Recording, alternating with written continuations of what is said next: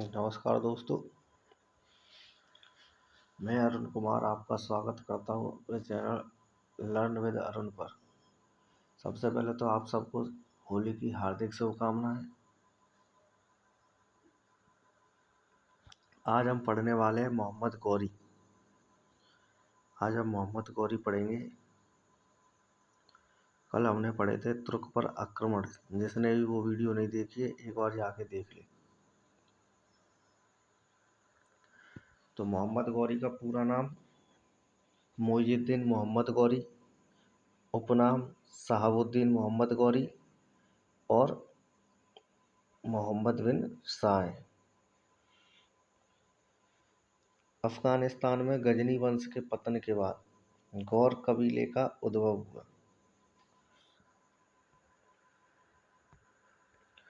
इसका वंश होता है संसवानी वंश का होता है ये गौरी। गौरी भारत में तुर्की राज्य का संस्थापक एवं मुस्लिम सत्ता का वास्तविक संस्थापक था। कौन? मोहम्मद गौरी।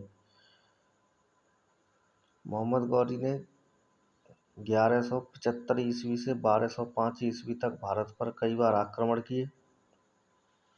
बहुत बार आक्रमण किए इसने। मोहम्मद गौरी के प्रमुख आक्रमण: मुल्तान विजय 1175 ईस्वी से 1173 ईस्वी तक करमाती मुसलमानों तथा भट्टी राजपूतों को हराया। मुल्तान विजय में मोहम्मद गौरी ने। गुजरात अभियान 1178 ईस्वी में चालुक्य रानी नायक देवी तथा उसके पुत्र भीम द्वितीय ने गौरी को हराया। गुजरात अभियान में यह गौरी की भारत में प्रथम हार थी। किसने हराया था? चालुक्य की रानी नायक देवी तथा उसके पुत्र भीम सेकंड ने गौरी को हराया था। गुजरात अभियान। अब आ जाते हैं पंजाब और लाहौर अभियान। 1179 ईस्वी से 1186 ईस्वी तक शासक होता है मलिक खुसरो। उस टाइम मलिक खुसरो शासक होता है यहाँ का। और आगे 1179 ईस्वी में पेशावर विजय के बाद 1181 ईस्वी में लाहौर जीता। 1179 में जीत लिया था पेशावर। उसके बाद 1181 ईस्वी में लाहौर जीता। 1185 ईस्वी में सियालकोट तथा 1186 ईस्वी में लाहौर को पुनः जीता।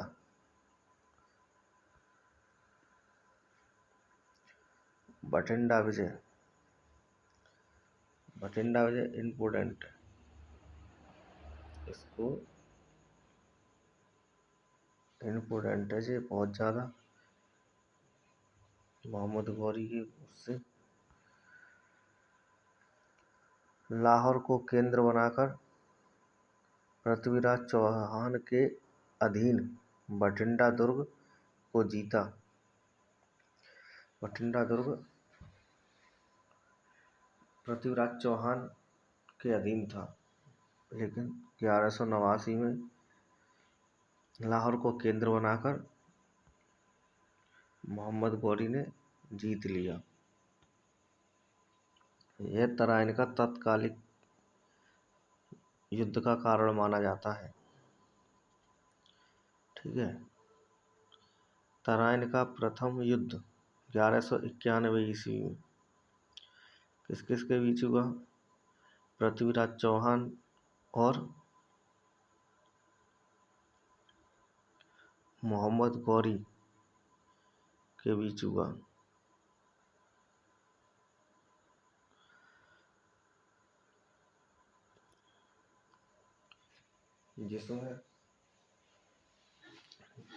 जिसमें पृथ्वीराज चौहान ने गौरी को दूसरी बार भारत में पराजित किया। तराइन का तीसरा युद्ध 1192 ईस्वी में इसमें पृथ्वीराज की निर्णायक पराजय हो जाती है। ठीक है।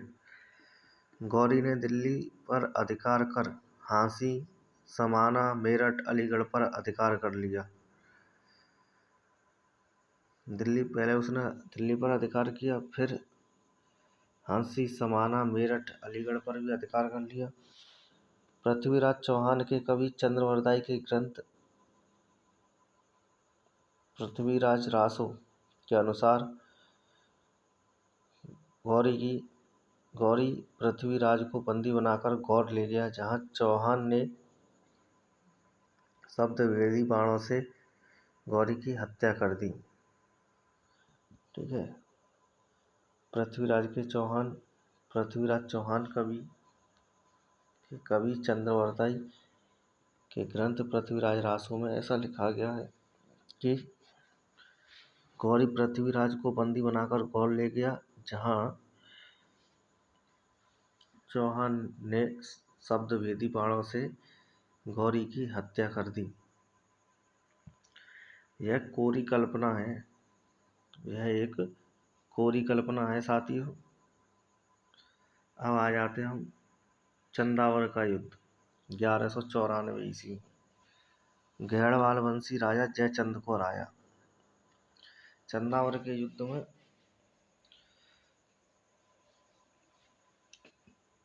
गौरी ने घेड़वाली वंशी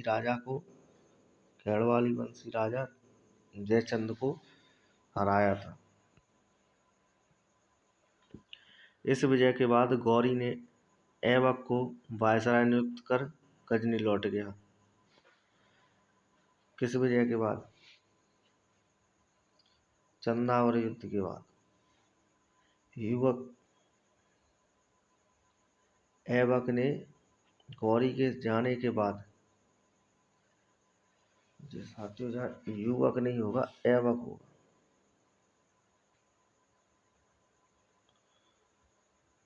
यहाँ पर ये टाइपिंग मिस्टेक हो गई है, ऐबक होगा।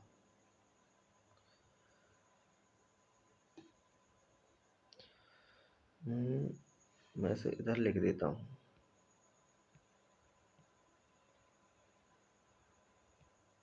ऐबक ने गौरी के जाने के बाद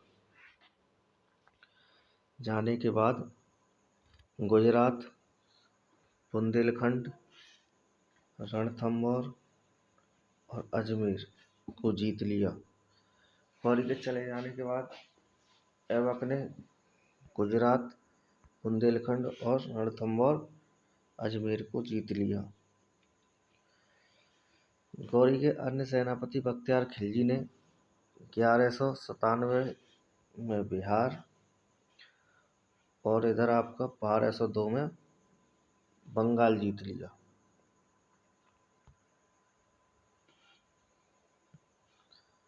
ठीक है साथियों, बख्तियार खिलजी ने नालंदा विश्वविद्यालय तथा विक्रमशिला विश्वविद्यालय को नष्ट कर दिया, ये खत्म कर दिया। किसने? बख्तियार खिलजी ने नालंदा विश्वविद्यालय और विक्रमशिला विश्वविद्यालय को नष्ट कर दिया। आगे चलते हैं साथियों। खोखर विद्रोह 1205 में पंजाब में। एक खोखर विद्रोह को दबाने के लिए गौरी स्वयं भारत आया और मृत्यु 15 मार्च 1206 ईस्वी में वापस कौल लौटते समय सिंधु नदी के पास सम्यक नामक स्थान पर डाकुओं के हमले में हुई थी। इसकी जो मृत्यु थी वो साथियों वापस लौटते समय हुई थी।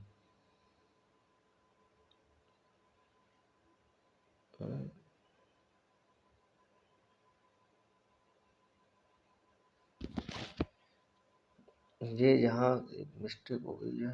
ये कॉल नहीं होगा, ये गौर होगा, गौर। यहाँ लिख देता हूँ गौर। ईस्वी में गौर लौटते समय, गौर लौटते समय सिंधु नदी के पास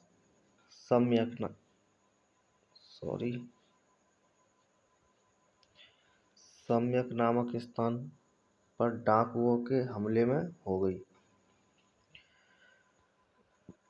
गौरी के आक्रमण के परिणाम क्या रहे दोस्तों? परिणाम भारत में मुस्लिम सत्ता की स्थापना। ठीक है, मुस्लिम सत्ता की स्थापना हुई। प्रशासन की भाषा फारसी हो गई। प्रशासन की भाषा फारसी हो गई। भारत में नवीन नगरों की स्थापना हुई। मोहम्मद हबीब ने इसे नगरीय क्रांति, कौन सी क्रांति दोस्तों? नगरीय क्रांति की संज्ञा दी।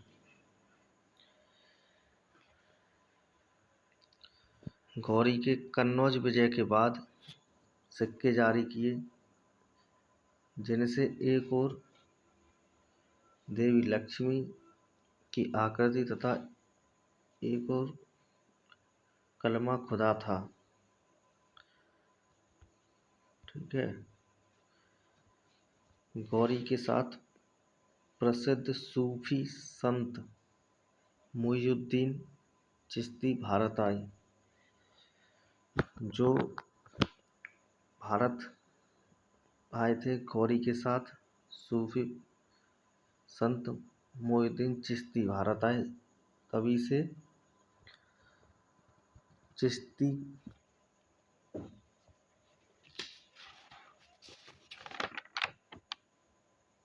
सिलसिले का आरंभ हुआ। भारत में चिश्ती सिलसिले का आरंभ हुआ। क्या हुआ?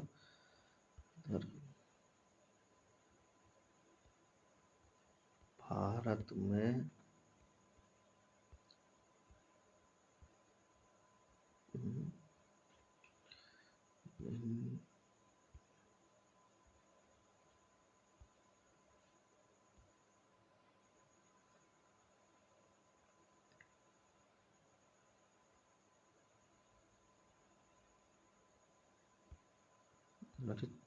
चिश्ती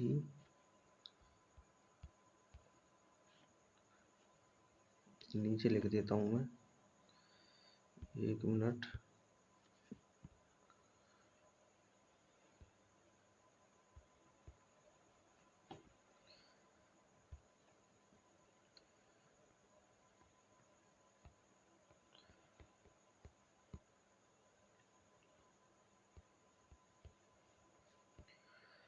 चिश्ती सिलसिले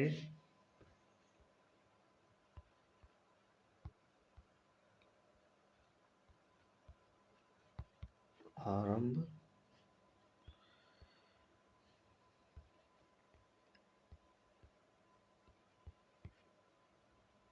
हुआ। ठीक है साथियों, तो नमस्कार साथियों, आज हम इतना ही रखते हैं। अब देखें